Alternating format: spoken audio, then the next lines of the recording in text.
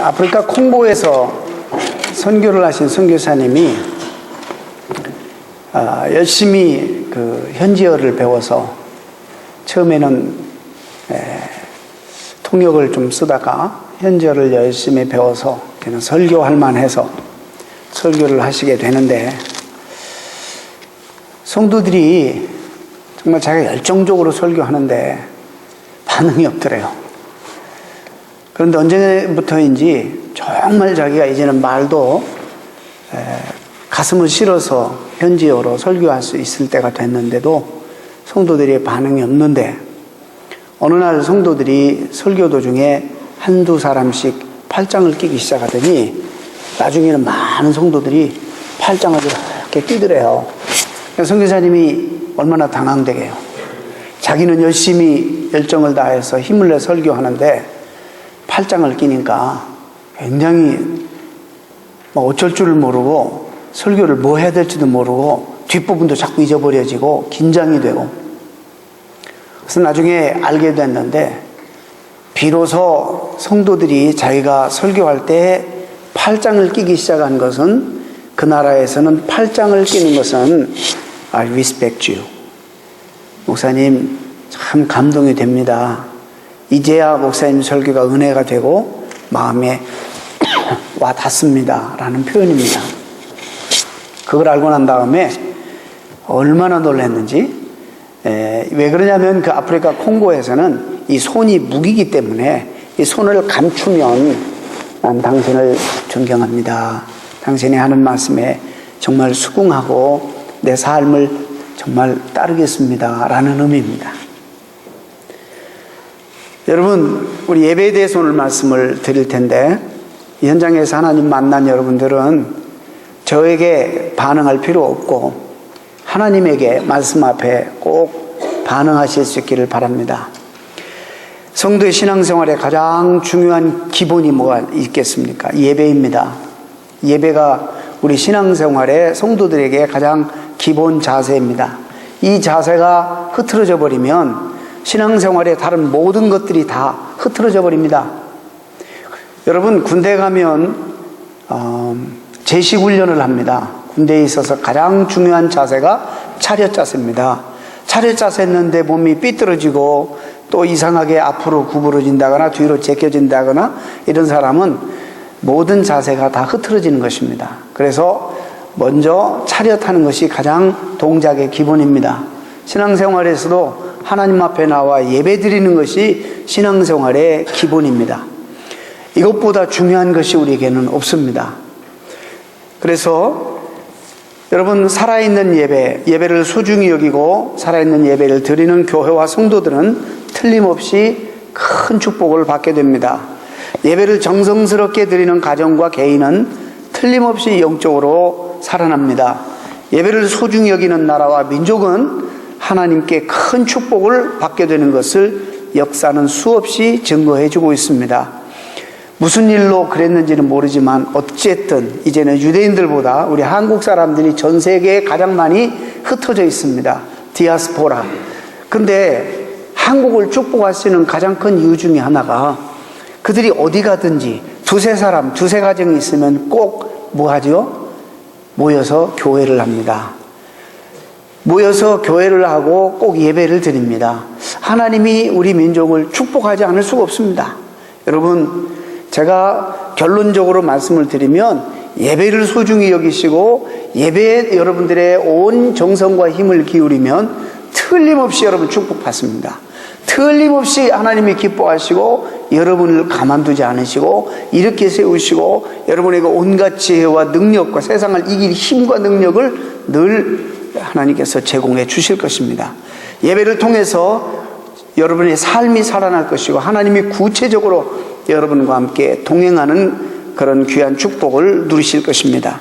오늘 본문은 하나님이 선택하여 세우신 두 종, 누굽니까? 모세와 아론이 드디어 최급의 사명을 가지고 최급의 미션을 수행하기 위해서 마침내 에집트의 바로왕 앞에 서게 되는 장면이 나타납니다.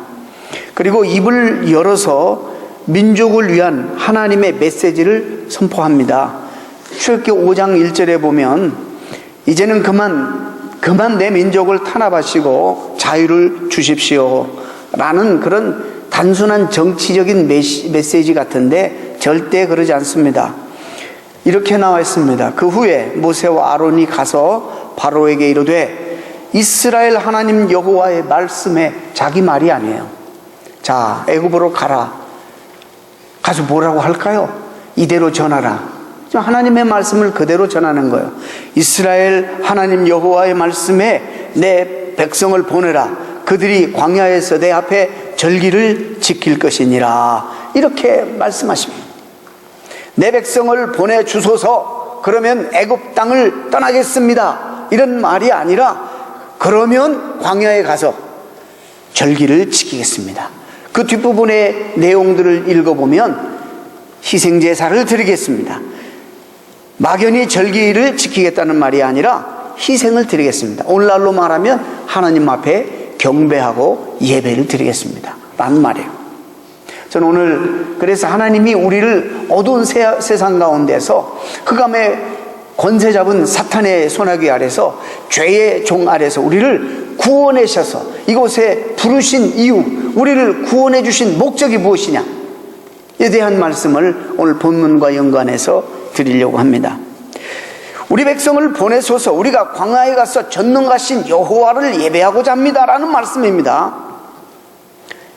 이건 단순히 자기네 말이 아니라 하나님께서 그들에게 주셔서 하시는 위임된 말씀을 선포하는데, 이스라엘 하나님께서 가서 이렇게 당신들에게 말씀하라고 합니다.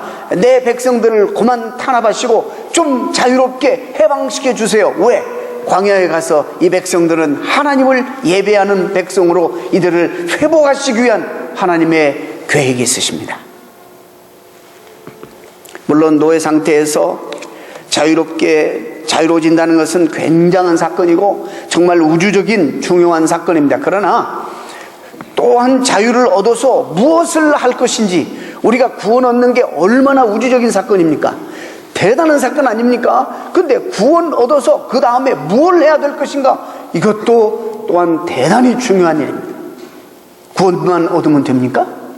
왜 하나님이 우리를 구원하셨느냐? 왜 하나님의 세상으로부터 우리를, 애굽 같은 세상으로부터 우리를 자유롭게 하고 사탄과 죄의 종이 되어 꼼짝 못 유린당하고 살고 있는 우리를 빼앗아서 이곳으로 하나님의 자녀 삼아 주신 이유가 무엇이냐 도대체? 여러분, 많은 경우에 사람들은 곤궁과 역경 속에 있을 때 그런 어려움으로부터 빠져나오는 그런 일에 열중합니다. 근데 그 다음에 무엇을 해야 될지를 몰라요. 내가 이 어려움 속에서 하나님이 나를 구해 주시면, 이런 환난 속에서, 역경 속에서 하나님 나를 도우셔서 벗어나게 해주시면 그 다음에 무엇을 해야 될지에 대한 분명한 비전과 인생의 바른 목표가 없는 것입니다. 이렇기 때문에 그런 어려움에서 벗어난다 할지라도 또 비전이 없기 때문에, 인생에 대한 어떤 해답이 없기 때문에 다시 그 어려움 속에서 계속 또 헤매고 또 어려움 가운데 계속 눌려서 살아가고 있다는 것입니다. 하나님께서 이스라엘 백성들을 궁극적으로 애굽으로부터 구원해내시고자 하는 궁극적인 목적이 있다면 무엇인가? 그들을 노예 상태에서 놓아두지 아니하시고 자유롭게 하실 뿐만 아니라 다시 한번 영광스러운 하나님을 예배하는 백성이 되도록 그들을 회복하시기 위해서, 이것이 궁극적인 우리 주님이 그들을 구원하신 목적입니다. 우리가 죄와 사탄의 영에 사로잡혀 있는 세상 사람들에게 예수 그리스도의 십자가의 복음을 전하는 궁극적인 목적이 있다면 무엇이냐? 전도하는 이유가 무엇이냐? 영혼들에게 복음을 전해서 하나님의 십자가의 복음을 전해서 그리스도 앞으로 인도하는 최종적인 목표가 무엇이냐? 전능하신 하나님을 예배하고 찬양하는 특권과 영광을 누리기 위해서입니다. 그런 백성이 되도록 회복하시는 거예요. 이 시대에 가장 유명한 설교자 중에 하나인, 여러분 다 많이 아실 거예요. 한국교회에서도 많이 소개되어서 대중집회에 많이 초청되어 오신 존 파이퍼라는 목사님 계세요. 굉장히 이 시대 최고의 설교자 중에 하나입니다.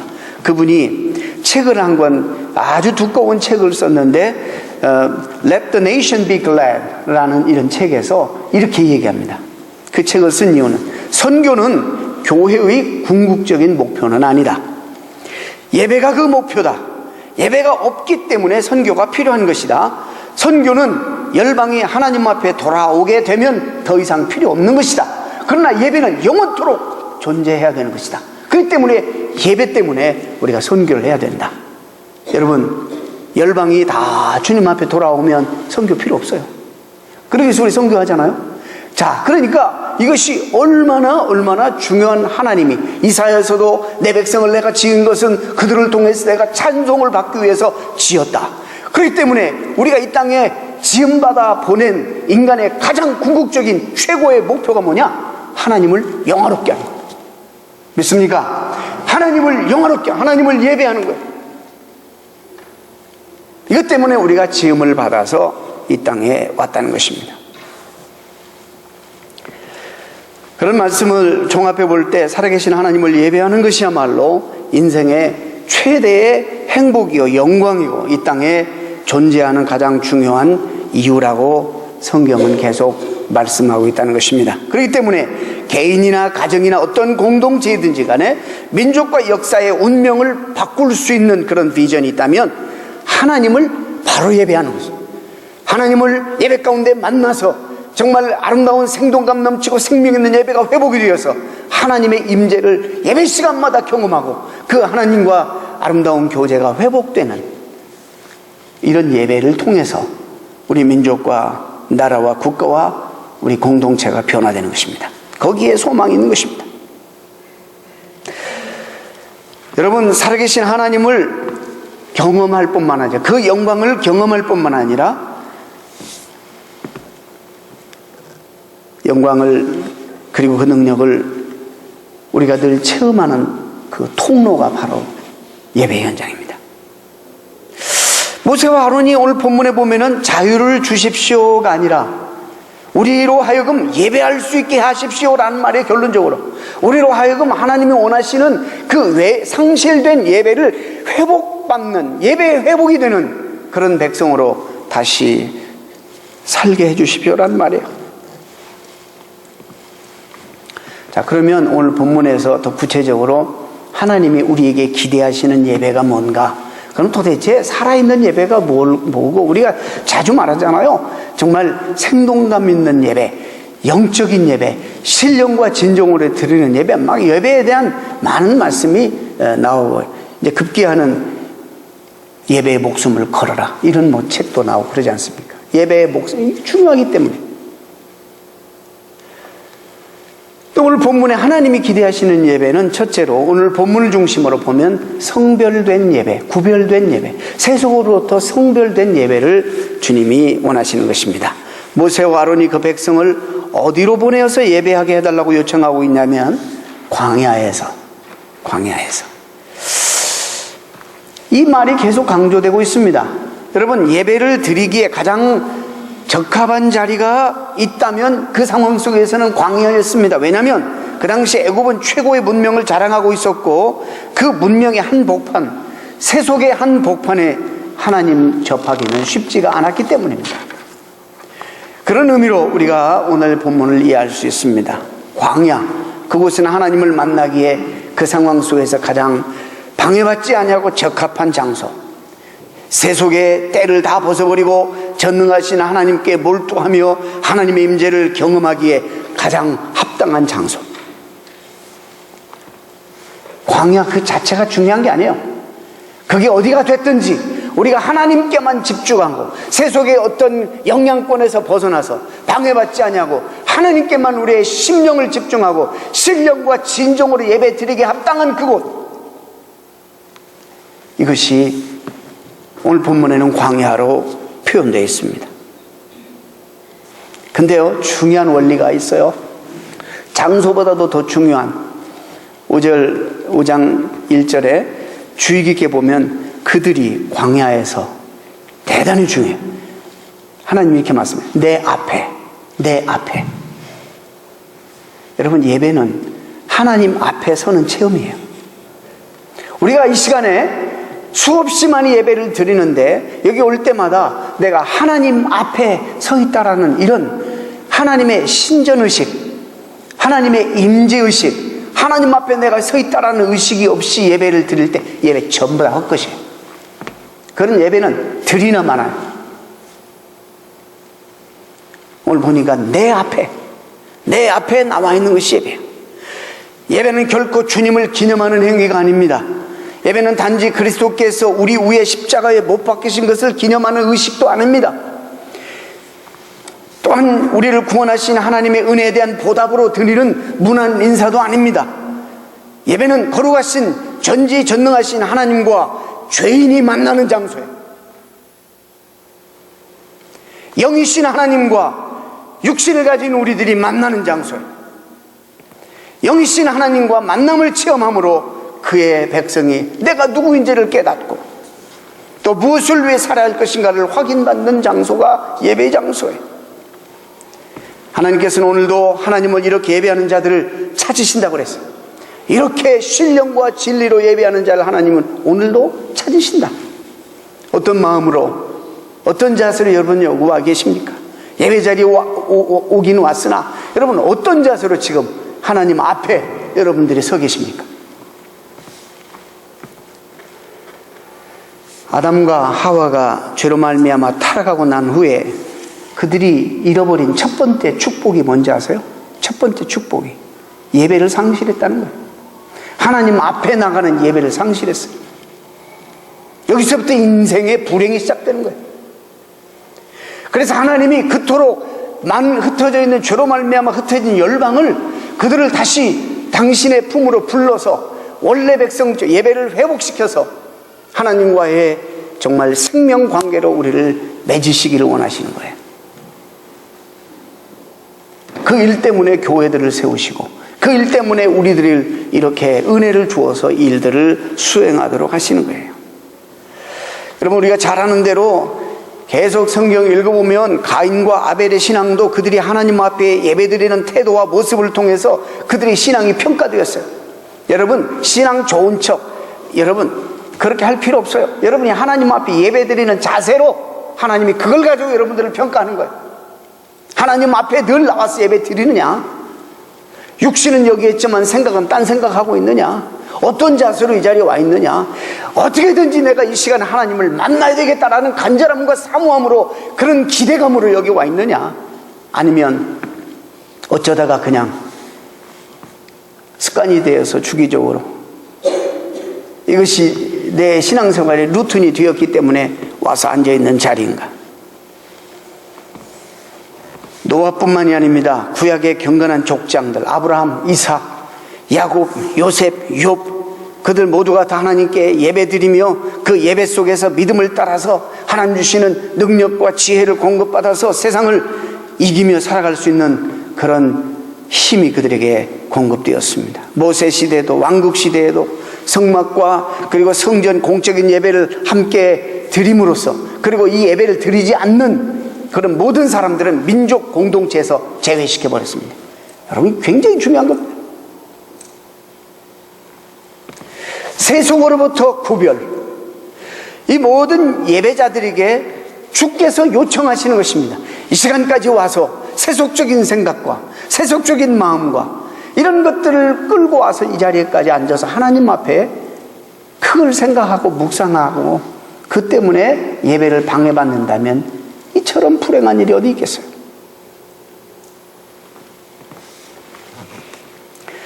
기도할 때 너는 골방에 들어가서 문을 닫고 기도하라. 여러분에게 골방이 무엇일까? 비슷한 거예요.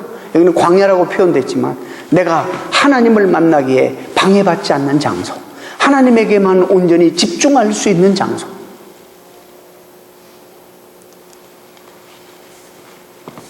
하나님의 지성소로 나갈 수 있는, 하나님의 영광 있는 그곳으로 들어가서 전적으로 하나님만을 묵상하고 주님 앞에 홀로 설 수 있는, 여럿이 같이 수없이 많은 사람들이 같이 예배를 드리지만 우리는 하나님 앞에 이 시간에 홀로 쓰는 거예요. 하나님 앞에서. 그리고 살아계신 하나님 만나고 그분의 음성을 듣고 그분의 빛나는 영광 속에 잠겨서 그분의 손길을 또 느끼고, 그럴 때 거기에서 나를 바꾸시고 변화시키시는 역사가 나타나게 되는 것입니다. 그래서 예배는 나만이 변하는 게 아니라 내 가정을 변화시키고 세상을 변화시킬 수 있는 하나님의 능력입니다. 때문에 하나님을 만나서 예배하는 이 영광과 특권은 어떤 경우에서도 우리는 빼앗겨서는 안 됩니다. 여러분, 이 자리에 그냥 나와 있는 게 아닙니다. 이게 우리가 아주 시리어스한 그런 영적 비즈니스 여러분 하고 계시는 겁니다. 우리 신앙생활에서 우리에게 예배와 대체할 수 없는 것은 아무것도 없습니다. 다른 모든 게 많이 있을지라도 가장 우선적인 것이 예배입니다. 여러분, 나는 여러분에게 감히 말씀을 이해한 그런 사역자로서 여러분에게 정말 간곡히 호소하고 자신 있게 말씀드리는 것은, 예배 시간, 이 예배를 여러분들의 성공함으로 이 여러분 인생 성공하시는 우리 교회 성도들 되시기를 진심으로 축복합니다. 예배가 성공하면 여러분 인생이 성공합니다. 둘째, 하나님이 기대하시는 오늘 이 본문의 입각에서 예배는 축제의 예배입니다. 축제의 예배. 여기 절기를 지킨다. 절기, feast. 이 축제라는 말인데, 이 축제를 경험하라. 이스라엘의 모든 절기는 언제나 중요한 두 가지 의미를 담고 있었습니다. 하나는 우리를 그 가운데서 구원해 주신 과거의 어떤 상황 속에서 오늘 현재 있게 하신 하나님의 은총에 대한 감사. 과거에 나와 함께 하셔서 나를 구원해내시고 나를 도와주시고 오늘 이 순간까지 나와 함께 하신 하나님이 이제 동일하게 앞으로도 내 삶을 지키시고 나와 동행하시면서 나를 이 세상 속에서 침몰되지 아니하고 이기게 하실 것이라는 기대, 소망, 이 두 가지가 항상 있는 것입니다. 이 드린 예배에는.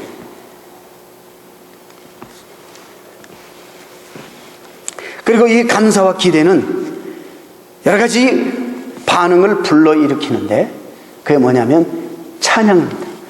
기쁨, 감사, 찬양. 명절이 되면 그들이 너무 기뻐했어요. 해방하시고 그들을 구원시켜 주시고 계속 그들과 함께 하시는 하나님 때문에 그들은 기뻐할 수밖에 없었습니다.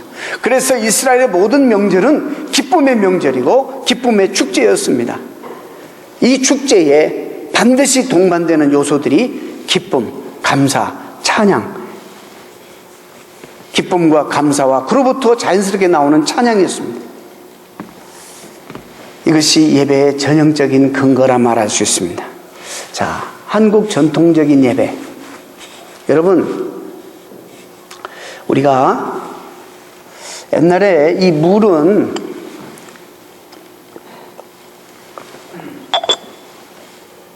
이런 이쁜 컵에다가 담아 먹지 않았어요. 제가 어릴 적에는 바가지로도 많이 먹었어요. 모르시나? 이게 긁어서 먹어서 바가지 한쪽에 막 달어. 바가지로 이렇게 막 먹었어요. 어디 가든지 옹달샘이나 어디입니까? 약수터나 이런 데 가보면 박으로 말려가지고 만든 바가지가 있었어요. 그러더니 여러 용기를 문화에 따라서 바꿔가더니 요즘은 이런 아름다운 컵, 또 크리스탈 컵에 물을 마십니다. 내용은 바뀌어지지 않았는데 용기는 문화에 따라서 바뀌어졌습니다.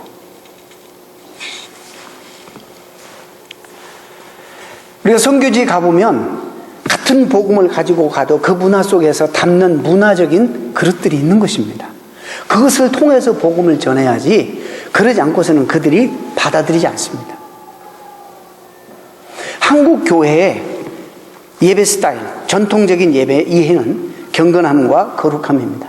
항상 저는 이 단어에 대해서 불만이 있어요. 한국 교회 성도들이 이해하는 것 같으면서도 나타내 보이는 이 거룩함이나 경건함이라는 것은 이런 겁니다. 바른 자세로 앉아서 지그시 눈을 감고 옆에 사람 보지도 않고 참견하지도 않고 조용히 말씀이 임하면 너무너무 감동적인 말씀이라도 속으로만 아멘. 속으로만 아멘. 그리고 예배 끝나면 조용히 아무것도 하지 아니하고 입을 다문 채 조용히 천천히 느린 걸음으로 성전을 빠져나가는, 이것이 우리 한국교회의 경건과 거룩함의 이해입니다. 저도 그런 곳에서 자랐어요. 답답해서 죽을 뻔했어요. 저는 어린데 왜 어른들이 저렇게 하는가?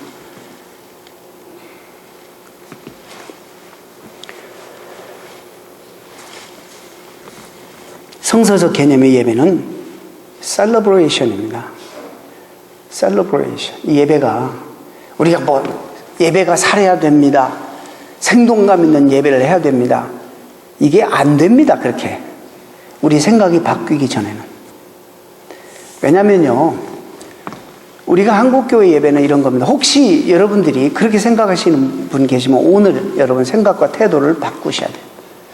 일주일간 살아갈 그런 힘과 능력을, 겨우 견딜 만한 능력을 받아가지고 가는 것이 아니에요. 가서 이제 죄악 생활 속에서 노출되니까 일이 터지고 저리 깨지고 넘어지고 피 터지고, 그래서 주일날 여기 올라올 때가 폐잔병이 올라오는 모습으로 올라와요. 죄가 너무 많으니까. 이해합니다. 그런데 제가 기대하는 우리 교회 예배는 부족하지만 부족한 대로 하나님이 주신 힘과 능력으로 승리해서, 간증이 많아서, 하나님 앞에 보고할 것이 많아서, 오는 발걸음이 벌써 폐잔병이 아니라 어차피 우리는 연약하니까 이 연약한 대로 하나님이 힘 주셔서 이겼습니다, 하나님 고맙습니다, 감사합니다, 이런 태도로 올라오는 거예요. 그리고 일주일 겨우 견딜만한 것이 아니라 우리의 사역지로 다시 하나님의 능력과 하나님의 힘으로 다시 무장되어서 우리 사역지로 출정하는 거예요. 그래서 예배가 출정식이 출정식. 이럴 때 예배가 살아있게 되는 거예요. 와가지고 정말 하나님 나 죽다 살아왔습니다, 나 좀 싸매어 주시고 치료해 주시고 나 좀 돌봐주시고 나 못 살겠습니다. 시종일관 처음부터 끝까지 이런 무드로 가게 되면 이거 다 죽은 예배, 장례식도 아니고. 찬양이 어떻게 나와요? 느헤미야 8장에 한번 예를 보겠습니다. 느헤미야 8장에 보면 이런 말씀이 있어요. 학사 에스라가 모든 백성 위에 서서 저희 목전에 책을 펴니 책을 펼 때에 모든 백성이 일어서니라. 에스라가 광대하신 하나님 여호와를 송축하며 모든 백성이 손을 들고 아멘 아멘 응답하고 몸을 굽혀 얼굴을 땅에 대고 여호와를 경배하였느니라. 하나님 말씀 들을 때 아멘 아멘 하고 몸을 굽혀 얼굴을 땅에 대고 여호와를 경배하였느니라. 이것이 예배입니다. 계속되는 말씀에 하나님의 율법책을 낭독하고 그 뜻을 해석하여 백성들에게 그 낭독하는 것을 다 깨닫게 하며 백성들이 율법의 말씀을 듣고 다 우는지라. 다 울어요. 죄악이 지적되고 잘못 살아왔던 거, 하나님을 멀리했던 거, 하나님을 우리 삶 속에 배제했던 모든 삶들이 깨닫게 되어져서 그들이 하나님 앞에 회개의 눈물을 흘립니다. 감동이 맙니다. 죄를 깨닫습니다. 회개의 눈물을 흘립니다. 하나님의 긍휼과 용서하심의 은총이 선포되고 그것 때문에 또 감동되어 웁니다. 그런데 그 다음에 예배의 뒷부분을 한번 잘 보시기 바랍니다. 느헤미야가 또 이르기를 너희는 가서 이제 살찐 것을 먹고 단 것을 마시되 예배치 못한 자에게는 너희가 나눠주라. 이날은 우리 주의 성일이니 근심하지 말라. 그 다음에 조금 뒤에 가서 이런 말씀이 나와요. 여호와를 기뻐하는 것이 너희의 힘이니라. 할렐루야. 여호와를 기뻐하는 것이 너희의 힘이니라. 적어도 예배의 앞부분은 그럴지라도 뒷부분은 우리가 감격과 감사와 정말 하나님을 향해서 영광되게 찬양하고 하나님의 새로운 은혜와 능력으로 무장되어서 나가야 되는 것입니다. 여호와를 기뻐해야 되는 거예요. 여호와를 기뻐하라, 즐거워하라. 이게 무슨 표현인가? 그냥 쉬운 말로 하나님만 생각하면 너무 행복하고 하나님만 생각하면 너무 좋고 엔돌핀이 쏟고, 쉽게 말해서 그런 거예요. 우리 어린아이가 아빠를 즐기고 엄마를 즐기는 것처럼 아빠만 보면 해피해지고 뭔 만사가 걱정이 없고 말이죠. 엄마 품에만 안기면 아무 걱정이 없는 어린아이처럼 하나님만 생각하면 우리가 그렇게 되다는 거예요. 상황이 전혀 변하지 않아도 하나님만 내가 생각하게 되면 그분이 다 지켜주실 것이라는 믿음과 그런 소망을 가지게 되고, 거기에서 기쁨이 솟고 감격이 솟고, 우리 죄악이 깨달아져서 울기도 하지만 또 기쁨의 눈물도 흘리게 되고. 예배의 핵심이 어디 있습니까? 오늘 제가 예배 전에 시편 100편을 읽었습니다. 예배를 위한 시입니다. 뭐라고 했습니까? 기쁨으로 여호와께 나가라 그랬어요. 기쁨으로. 또 감사함으로 여호와 앞에 나가라 그랬어요.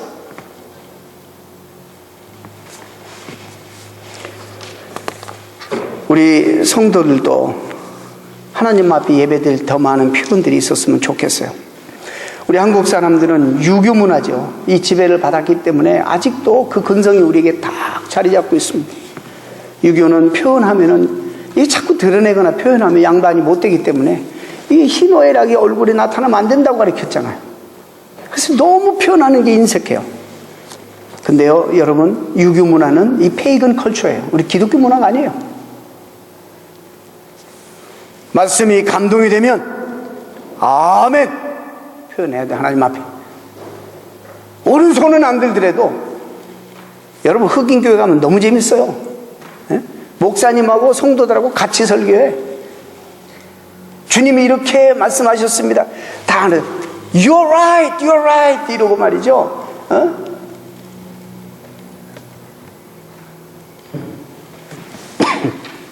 앉아서 그냥 반응이 있어요. 인터랙션이 있어가지고. 그렇게까지는 안 하더라도 우리가 참 마음속에 여러분 다 아멘하고 그러는 거 아는데도, 그래도 하나님 앞에 정말 우리가 어떨 때는 주체할 수 없을 때, 감동에 밀려올 때 울기도 할 수 있고 아멘으로 화답해. 하나님의 그 은총과 축복이 나를 향해 그대로 쏟아지고 내려오도록 오늘 주의 자비가 봄비처럼 우리에게 내려오도록 찬양했는데, 예배 현장 속에서 늘 그런 은혜가 우리에게 넘쳐야 하는 것입니다. 이것이 진짜 예배요. 하나님 앞에 있어요. 우리 문화 뭐 체면 문화? 뭐 그런다고 그래서 누구 방해합니까?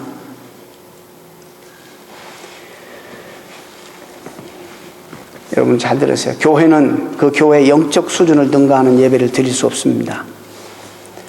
또 그 교회의 예배에 참여하는 신자들은 자신들이 드리는 예배 이상의 삶을 사는 것이 불가능합니다. 따라서 한 교회의 예배 상황은 영적 수준과 신앙생활을 숨김없이 드러내 보여주는 것입니다. 우리 교회의 영적 수준은 예배로 평가되는 거예요. 뭐라고 해도 뭐 선교에 무슨 예산을 얼마나 썼느냐, 무슨 부제를 얼마, 그런 것도 평가 기준이 될 수 있지만 딱 와가지고 첫 예배 드려보는데 이 예배가 어떤지, 성도들의 영적 수준을 예배 한번 참석해보면 알 수 있어요.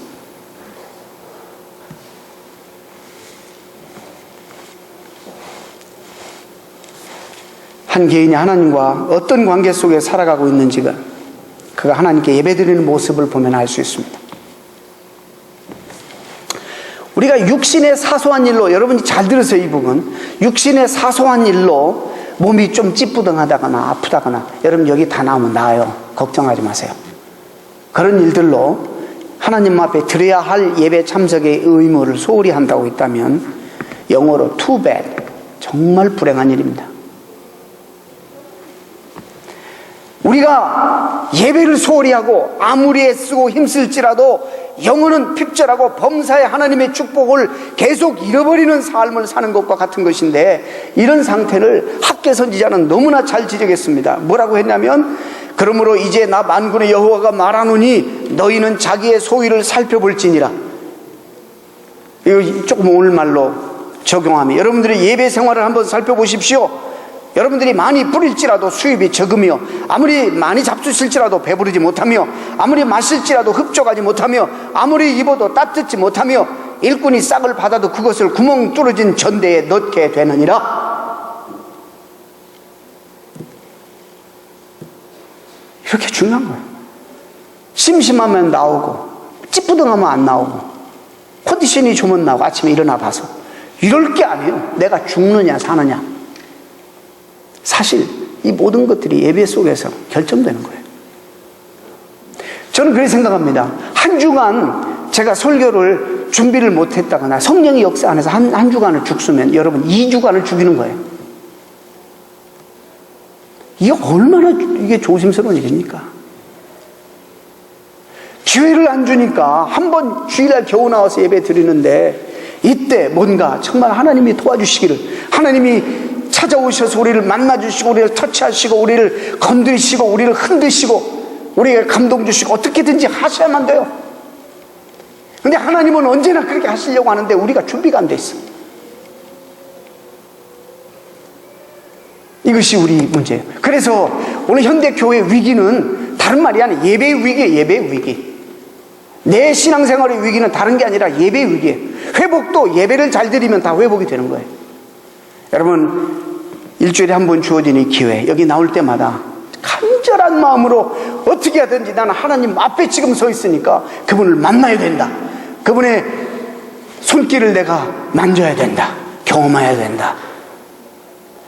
감동으로 임할 때 받아야 된다.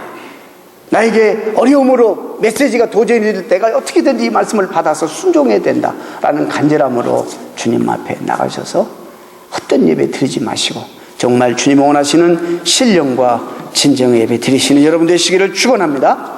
세상의 모든 단체와 교회가 다른 게 뭔지 알아요? 많이 있지만 가장 중요한 다름이 뭐냐면 교회만 하나님과의 만남을, 이 죄인들이 하나님과의 만남을 가능하게 해주는 권세가 주어져 있어요.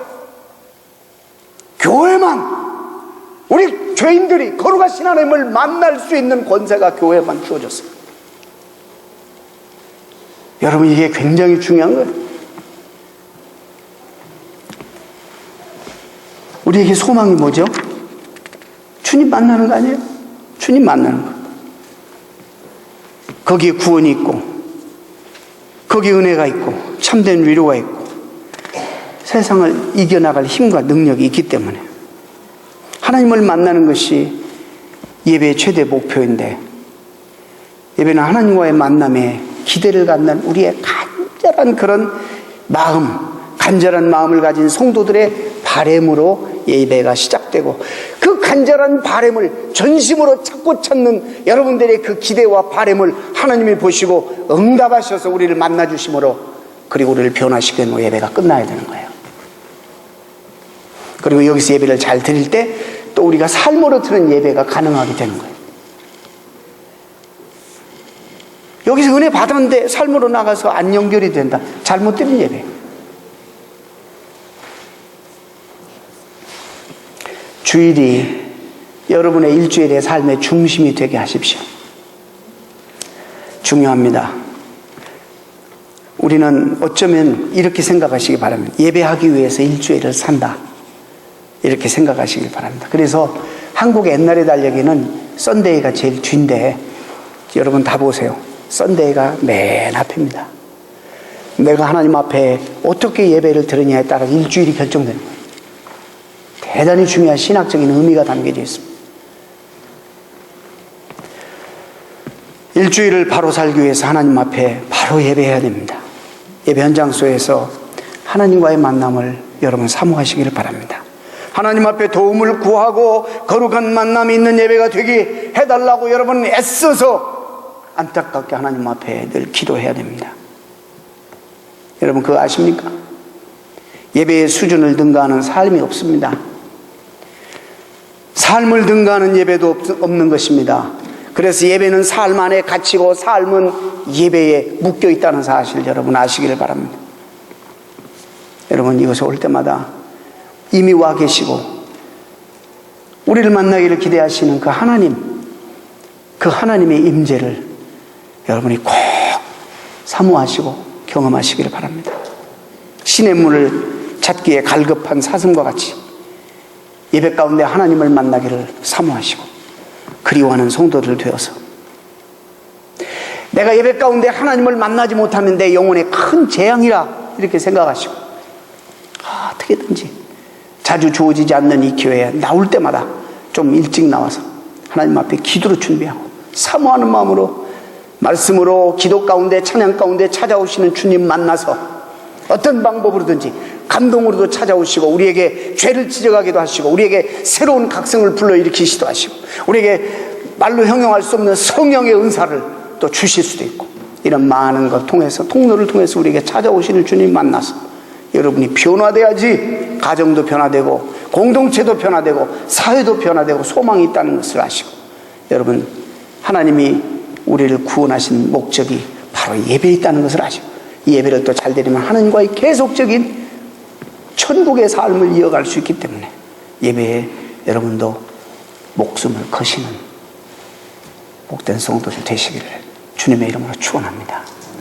우리 찬송하는데요. 오늘 예배에 관한 찬송을 좀 하겠습니다. 우리 헌신 찬송 같이 기도하고 찬송할 때 여러분 정말 이 찬송 통해서도 하나님을 또 어떤 방법으로 경험하시는 여러분 되시길 바랍니다. 기도합니다. 하나님, 우리가 잘 아는 것 같지만 너무나도 실천하지 못하고 있는 그 일주일에 한 번 예배 드리러 오는데도 얼마나 이렇게 삶이 분주한지 시간을 지키는 것도 힘든지 도대체 우리의 삶의 우선적인 우선권이 무엇인지 우리가 너무나도 혼란스러울 때가 많습니다.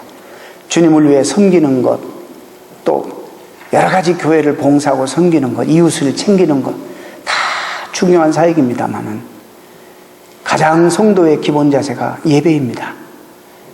예배 때문에 우리가 모이고 예배 때문에 우리가 친교도 하고 예배 때문에 전도, 선교도 한다고 생각한다면 우리가 하나님 앞에 드리는 내 예배 생활은 어떤지 점검해보는 복된 시간이 되게 하여 주옵소서. 하나님이 예배를 회복한 그런 백성들로 삼으시려고 우리를 구원하셨다는 것을 다시 한번 명심하고 우리가 늘 이 자리에 올 때마다 주님을 꼭 내가 만나야 되겠다는 그 신령과 진리의 예배를 통해서 하나님을 매주마다 경험하고 그리고 그 하나님과 매주 함께 동행하면서 승리하는 저들이 되게 하여 주옵소서. 예수님의 이름으로 기도하옵나이다. 아멘.